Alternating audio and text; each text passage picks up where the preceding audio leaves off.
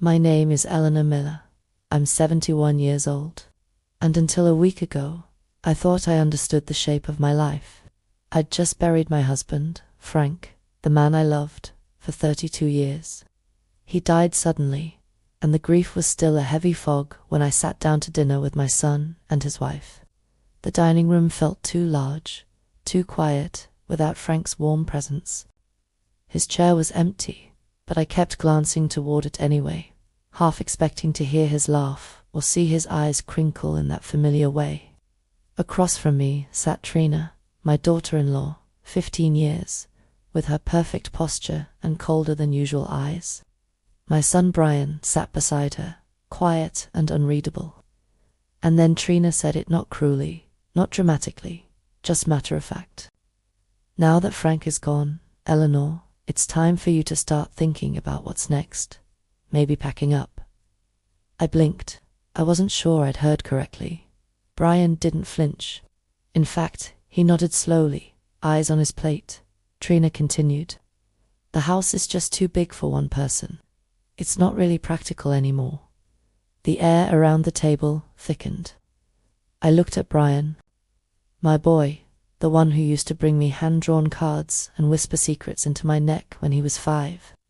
He just nodded again. I see, I said, swallowing the weight rising in my throat. They didn't want to help me grieve. They wanted me gone, out of the house, out of the way.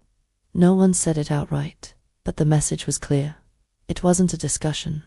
It was an eviction, wrapped in politeness. I sat there, barely tasting my food, and realized something I never expected to feel so late in life. I was no longer seen as part of the family. I was seen as excess. And somehow, in the span of one dinner, I'd gone from wife and mother to guest. A guest who had overstayed her welcome. That night, I couldn't sleep. I lay in bed, staring at the ceiling fan, listening to it hum the same rhythm Frank used to match with his breathing, but he wasn't there to match it anymore. I kept hearing Trina's voice, smooth, firm, final. The next morning, she came by again, this time with a brochure in her hand. It's called Rose Garden Senior Living, she said, placing it gently on the kitchen counter like a peace offering. Private units, shuttle service, social activities. It would be great for someone your age. I didn't touch it. She smiled, the kind of smile that doesn't reach the eyes. You could meet new people, Eleanor. Keep busy. Brian and I think it would be good for you. I looked at her. This is my home. She tilted her head. It was Frank's home. You know that, right? Before I could answer, Brian walked in and said, We've been talking about converting your bedroom into a nursery. Trina and I are thinking of trying for another baby. I turned to him. This is where you grew up. This is where we celebrated your birthdays, your graduations, your wedding. I know, he said, looking everywhere but at me. But it makes sense now. You'd be more comfortable somewhere smaller, somewhere quieter.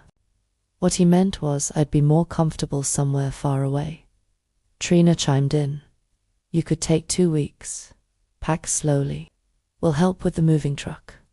I stared at them, realizing that this wasn't a suggestion. It was a schedule.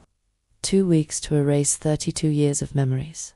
2 weeks to make space for their new life. I'd scrubbed this kitchen floor after Brian spilled spaghetti sauce during his 5th birthday party. I'd burned my hand on this stove cooking Frank's favorite roast. I'd lived here, and now they were talking about me like I was clutter. Something to be boxed up and moved out. I didn't say yes. I didn't say no. I just nodded slowly, walked back upstairs, and sat on the edge of my bed. If they were planning to take everything from me, they clearly didn't understand what Frank had really left behind. The following morning, I put on the dark grey blazer Frank always said made me look sharp and unstoppable. I didn't feel unstoppable, but I needed answers. I drove to First Federal Bank 15 minutes away, past the bakery where Frank used to get our Sunday muffins. We'd gone to this bank together for years, but I'd always stayed in the car while he handled the paperwork. This time, I walked in alone. Brenda Wallace, the bank manager, greeted me with kind eyes and a voice dipped in sympathy. "Mrs. Miller, I was so sorry to hear about Frank. He always had a story to share about his grandkids." "Thank you, Brenda. I need your help. I don't know much about our accounts." Frank handled all of it. She led me to her office, typing quickly as she pulled up our profiles. Then she paused. Her eyebrows rose, and she leaned slightly closer to the screen.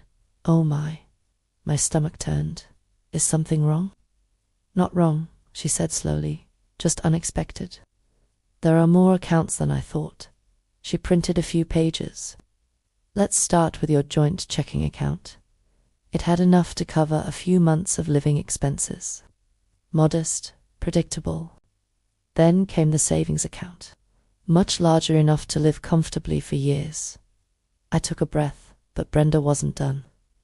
"There are several other accounts in your name only," she said, flipping through files.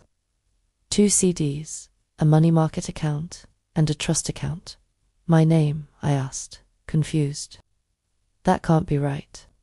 Frank never told me about any of this."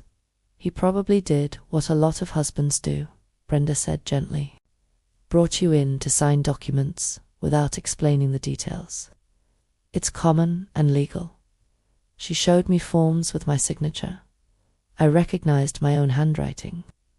Some dated years back, one on the day we changed our home address, another on a visit I'd barely remembered.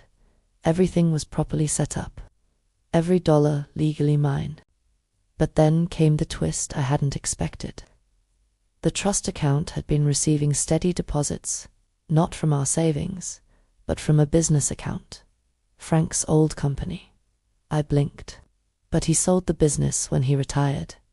Brenda glanced at her monitor. "The account is still active. Someone's been managing it. Mrs. Miller, I think it's time you speak with the business accountant." As I left the bank, a file of printouts in my hand, I felt the first flicker of something new. Not fear, not grief, power. The next morning, I arrived at a modest office complex nestled between a dry cleaner and a dentist. The brass plaque read Jennings Company, Business Accounting Services. Inside, the receptionist led me to a small but tidy office where Harold Jennings stood to greet me. Late 60s, gentle posture, pressed shirt, eyes that had seen enough numbers and family dramas to stay neutral. "Mrs. Miller," he said, shaking my hand. "I worked with Frank for almost 2 decades. He was a very intentional man." "I'm starting to realize that," I said quietly. We sat. I opened my file of bank documents. I was told by the bank that the construction business account is still active, that money's been transferring into a trust in my name. Harold adjusted his glasses. "Yes, that's correct. Frank restructured the company about 5 years ago. Instead of selling, he transferred its assets into the Miller Construction Trust. You're listed as the sole beneficiary." I stared at him. "I own the company. The trust owns it." "You own the trust," he explained. Frank was deliberate. He didn't want the business entangled in probate or family disputes. I didn't know whether to cry or laugh. He continued, "Your husband maintained oversight, but day-to-day operations have been managed by Tom Benson, your foreman. Very capable, loyal." Harold printed several pages and passed them across the desk. "These are the last 5 years of profit and loss. The company's doing well." Frank focused on steady, smaller contracts, reliable income, minimal risk. I looked at the numbers. It was more money than I'd seen in one place. Then Harold pulled another file from his drawer. Frank also kept detailed loan records. "Your son Brian has received nearly $90,000 over the past 5 years. All documented." I swallowed hard. Loan records. Yes, every payment signed. But Brian hasn't repaid most of them. He's in significant arrears. It was like puzzle pieces clicking into place. Every time Brian and Trina said they were struggling, Frank had helped them but protected me just as fiercely. Harold hesitated. "There's something else." A month ago, Brian contacted me. He assumed your husband's death meant he would be taking over the business. He asked for a transfer of authority. I blinked. Did you give it to him? No. I told him only the trust's beneficiary could authorize that. He seemed surprised that it was you. I nodded slowly, the picture becoming clearer. Brian and Trina weren't just trying to take my home. They were circling a business they thought was theirs. But Frank had been 5 steps ahead, and now I was ready to take the next one. The next afternoon, I sat at the kitchen table, our kitchen table, holding a cup of black coffee in both hands. The same table where Brian once built Lego castles and spilled orange juice on spelling tests. Now it was the setting for something else entirely. Tom Benson, the foreman Frank had trusted for over 2 decades, sat across from me. His hands were rough, fingers stained from years of real work. He looked uncomfortable, but alert. "Mrs. Miller, I'll be honest," he said, voice low. "Brian showed up at the job site last week, talking like he was in charge. Asked for access to our client contracts, equipment, keys, even the payroll files." "What did you tell him?" "I told him that without written instruction from the trust beneficiary, I couldn't do a thing. Mr. Frank always told me no paper, no power." I nodded. "He never said it would be Brian, did he?" "No, ma'am," Tom said. "He always said you'd know what to do when the time came." Before I could respond, the front door opened without a knock. Brian walked in, business casual, holding a notepad like it made him important.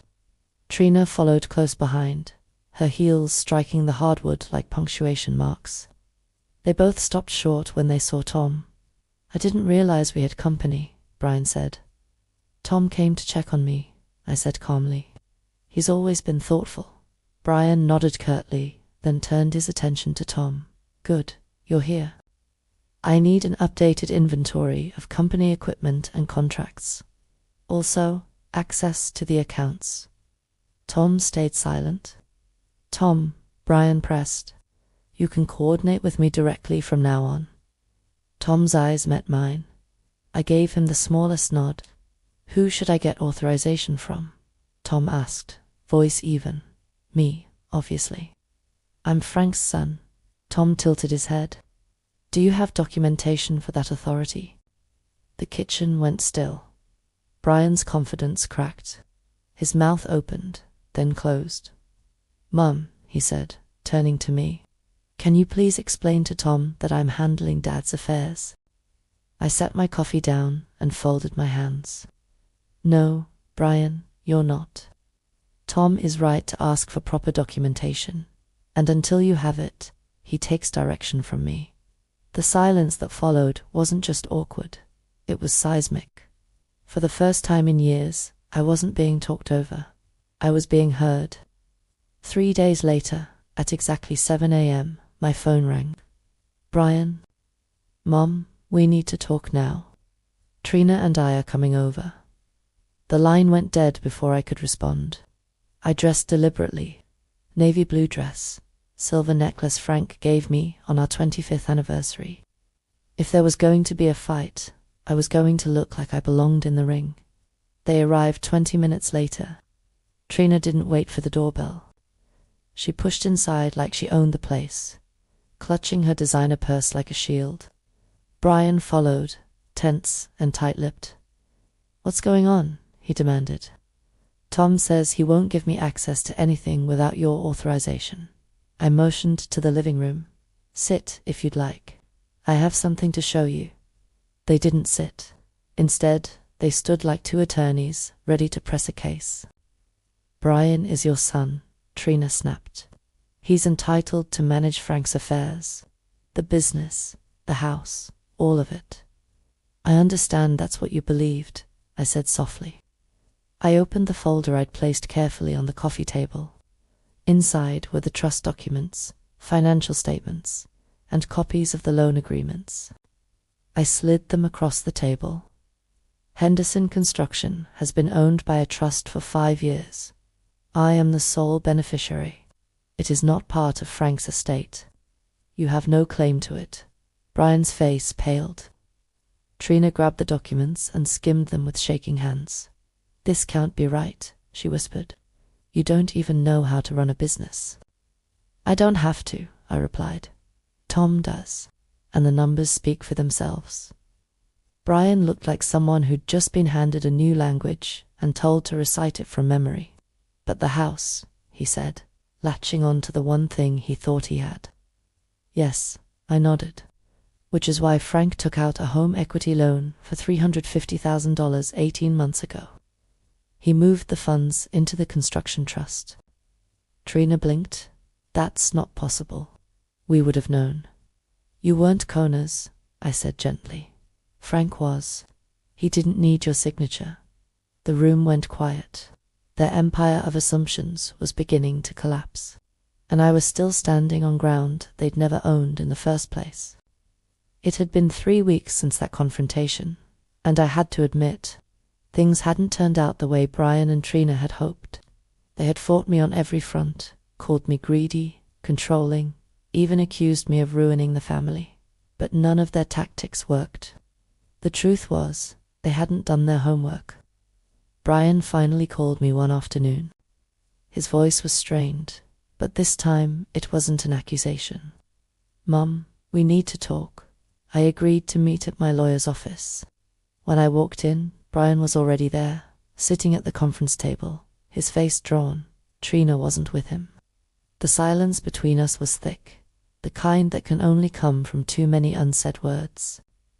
"I've been thinking about what you said," Brian started, his gaze fixed on the desk. "I was angry, but I think I was more angry at myself. I should have done more for you. For us." I sat down, not knowing what to say. This was the son I raised, the one who would stand by me through anything. But he was also the one who had sided with Trina without question, who had let her manipulate him for years. "You're right," I said softly. "But it's never too late to make things right." We both sat there for a long time, the clock ticking away the seconds. Finally, Brian looked up, his eyes filled with something I hadn't seen in years. Guilt, yes, but also hope. "Mom, I want to fix this. I want to make things right between us. I know I can't undo the past, but can we start over for the sake of the family?" I nodded, feeling the weight of it all lift off my shoulders. "I think that's a good idea." We reached an agreement that day, a new understanding. The business would remain in the trust, and Brian would take an active role in its management, but it would be under my oversight. The house would stay with me, as Frank had intended, and for the first time in years, I felt like I was in control. It wasn't the easy way, but it was the right way. Brian walked out of that office a changed man, unburdened, humbled, and finally ready to see things through my eyes. As for me, I had reclaimed my life, my legacy, and most importantly, my peace. I didn't need their approval. All I needed was to know that the woman I had become was enough. The journey had been long, full of twists and turns that tested my strength and my resolve. At the end of it all, though, I was no longer the woman who had been blindsided by betrayal. I had grown into someone who understood her worth, her rights, and the importance of protecting both. I had taken control of my life, reclaimed my dignity, and built a future that was mine to shape. Not all battles are won by force. Sometimes the quietest victories speak the loudest. As I sit here now, watching the sun dip below the horizon from my little cottage by the coast, I realize that the best revenge is not in taking what others think belongs to you, but in refusing to let them take what's already yours. And if that means walking away, letting go of the past and the people who tried to hold you back, then that's exactly what I'll do. This is my story, but more than that, it's a lesson for anyone who feels small, powerless, or unseen. You have more strength than you know.